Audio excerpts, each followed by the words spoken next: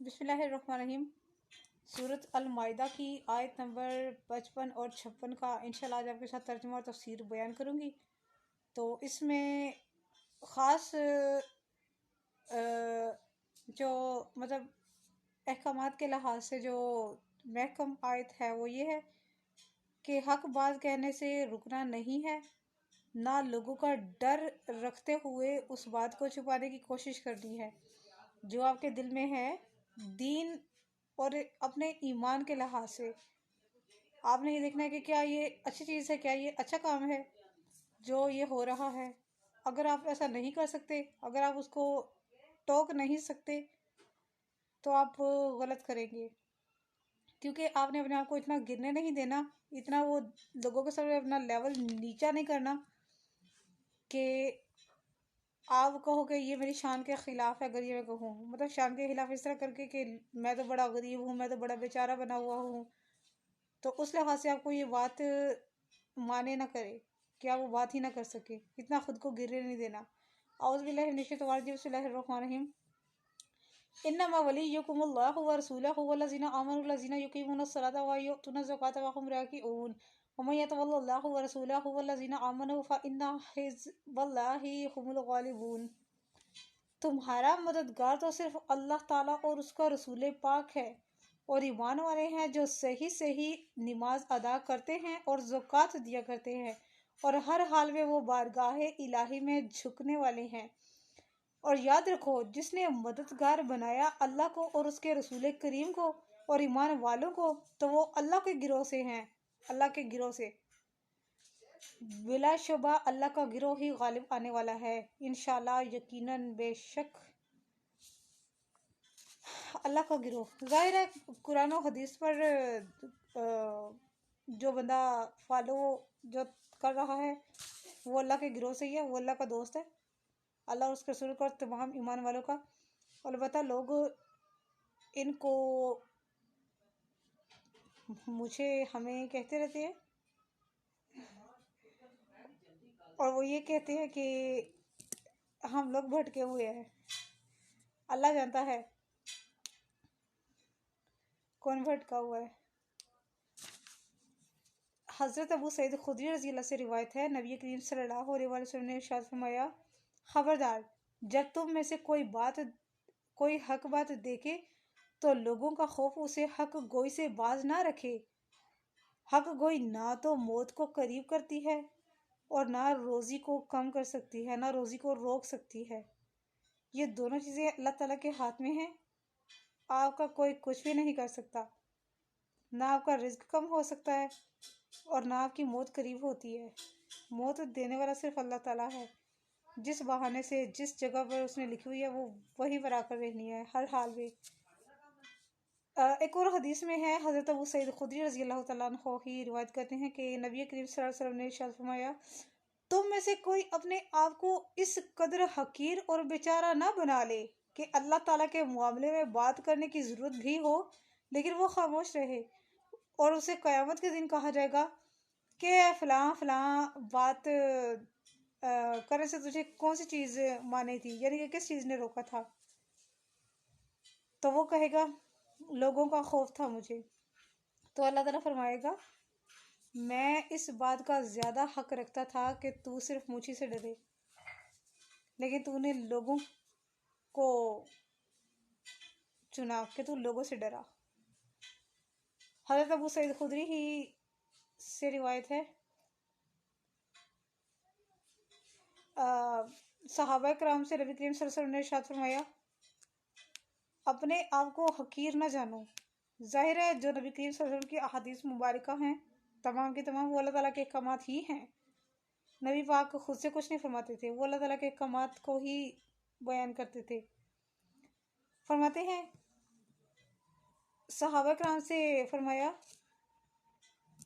کوئی بھی تم میں سے خود کو ذلیل و رسوا نہ کرے۔ ہم خاموش ہو گئے کہ ہم اپنے آپ کو کیسے ذلیل و خوار کر سکتے ہیں۔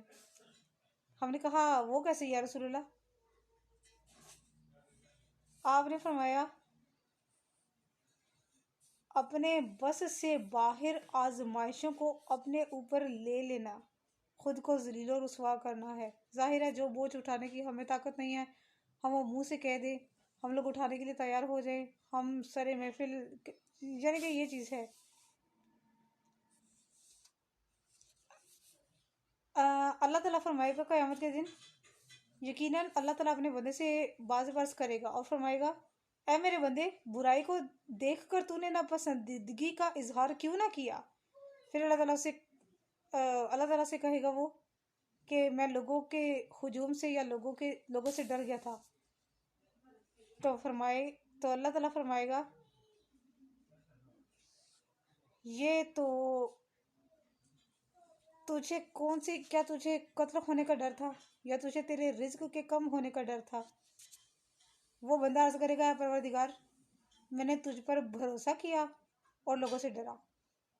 یہ حدیث شریف اتنی ہی ہے، اور یہ اپنے مقام پر جا کر جہاں پر آپ نے خاموش رہنا ہے، جہاں پر ہم ان کو روک نہیں سکتے، وہ آئے گا، اسی صورت میں آئے گا انشاءاللہ۔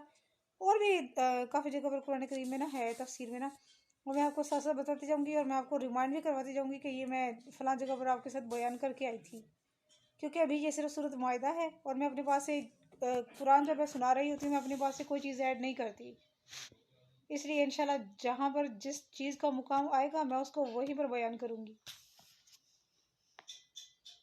یہ اللہ تعالیٰ کا احسان ہے، ذالک فضل اللہ، یعنی کہ اللہ تعالیٰ کا اگر تم پر احسان نہ ہوتا تو تم ضرور محروم کر دیے جاتے، تم لوگ ضرور محروم ہو جاتے۔ یعنی کہ اللہ تعالیٰ نے ہمارا رزق کم ہوتا ہے ہمارے اپنے اعمال کی وجہ سے، ہمارے اوپر آزمائشیں اللہ نہ کرے، ہمارے اوپر مصیبتیں جو آتی ہیں وہ ساری ہماری اپنے ہاتھوں کی کمائی ہوتی ہے۔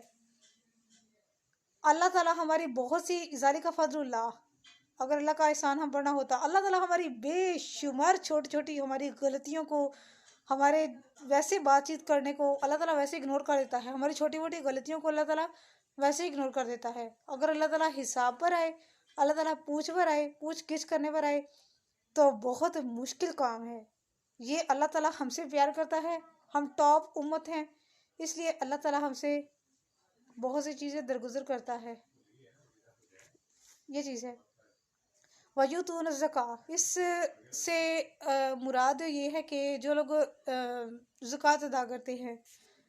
ایک سائل آیا مسجد میں، ایک سوالی آیا مسجد میں، وہ بھیک مانگ رہا تھا۔ حضرت سیدنا علی مرتضیٰ رضی اللہ تعالیٰ عنہ، یہ اگرچہ حدیث ضعیف ہے، یہ ضعیف حدیث ہے اور اس کے جو راوی ہیں وہ بھی مشکوک ہیں، یعنی کہ یہ صحیح حدیث نہیں ہے،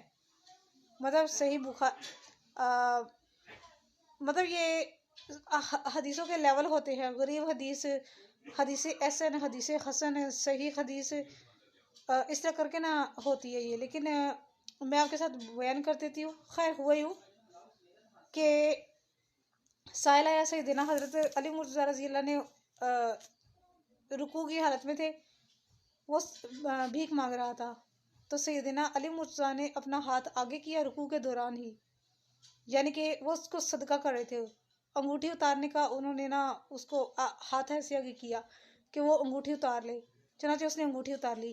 بعض بزرگ کہتے ہیں کہ یہ سیدنا حضرت علی رضی اللہ کے بارے میں ہی آیت نازل ہوئی ہے کہ انہوں نے دوران رکوع، یہاں پر رکوع کا ذکر ہے نا جو میں نے آپ کے ساتھ کیا ہے کہ نماز میں زکوٰۃ ادا کرتے ہیں، نماز ادا کرتے ہیں، اپنی نمازوں کی حفاظت کرتے ہیں وغیرہ وغیرہ، وہ سارا کچھ ہے، تو اس لیے یہ ان کے بارے میں نازل ہوئی ہے۔ جبکہ بعض بزرگ کہتے ہیں، حضرت ابن عباس رضی اللہ روایت کرتے ہیں، رسول اکرم صلی اللہ علیہ وسلم مسجد میں تشریف لائے، صحابہ کرام نماز پڑھ رہے تھے، کوئی رکوع میں تھا، کوئی سجدے میں تھا، کوئی قیام، کوئی تشہد میں تھا۔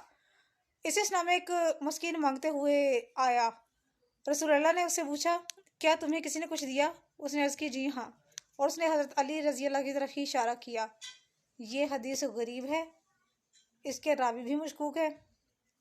ایک رہ گیا ہے، پہلا رہ گیا ہے چھوٹا سا، 2 آیتیں رہ گئی ہیں، وہ انشاءاللہ میں کروں گی آپ کے ساتھ کل، ٹائم ختم ہو گیا ابھی۔